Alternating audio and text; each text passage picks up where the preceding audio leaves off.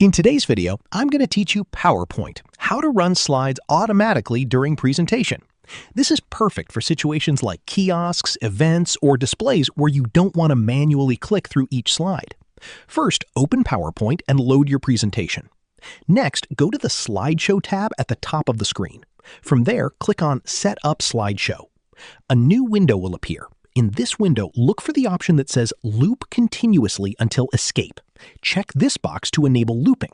Then click OK to save your changes. Now your slideshow will keep repeating from the beginning once it reaches the end. If you also want your slides to move automatically, go to the Transitions tab, set a time under Advanced Slide, and apply it to all slides. When you start the slideshow, it will now run automatically and continuously without any manual input. To stop the presentation at any time, just press the Escape key on your keyboard. And that's it. You've successfully set up an automatic and looping PowerPoint presentation. Thanks for watching and happy presenting.